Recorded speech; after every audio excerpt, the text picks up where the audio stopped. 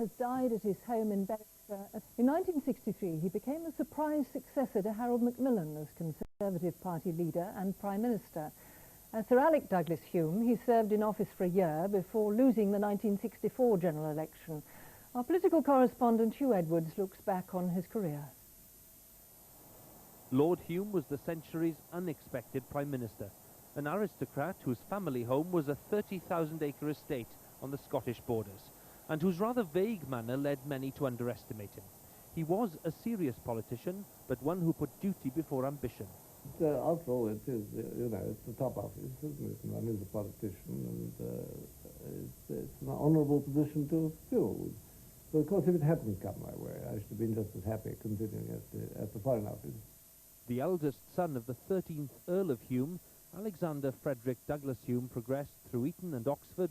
He played first-class cricket for Middlesex, and he entered the Commons at the age of 28. He was Neville Chamberlain's advisor at the time of appeasement. He later said that his boss had been unreasonably optimistic about peace in their time.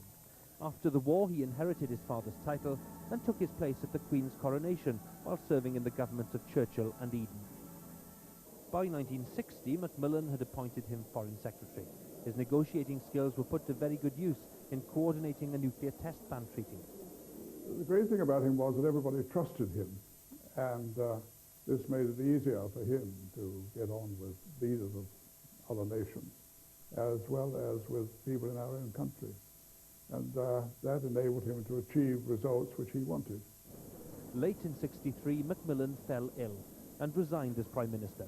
The Queen was told that the party grandees favoured Lord Hume, but this was after a very public struggle involving Rab Butler and Quintin Hogg, with Hume keeping a low profile. And I'm not going to comment on myself or anybody else with regard to the leadership of the Conservative Party. Lord Hume has been invited to form a government. The Foreign Secretary was called to Buckingham Palace for a 40-minute audience. He was the last Tory leader to emerge in this way without being elected. He renounced his peerage and returned to the Commons as Sir Alec.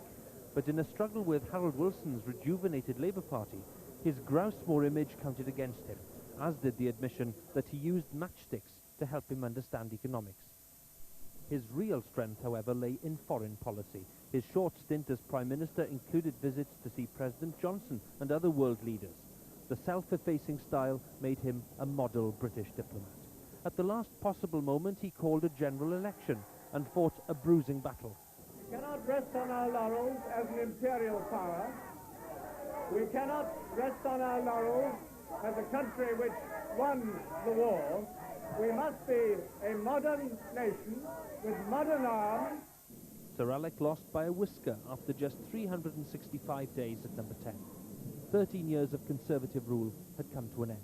A year later, he resigned the leadership, and when Ted Heath won the election of 1970, Sir Alec was back as Foreign Secretary, a key figure in Britain's moves to join the common market.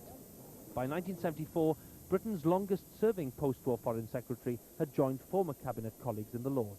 He was charming, courteous and generous, and a devout Christian, and I don't think he ever really got over the death of his wife Elizabeth.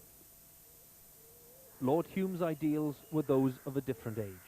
He did not believe that politics should be dominated by ambition and the desire for power, and he sought to show above all else that politics and honour are by no means incompatible.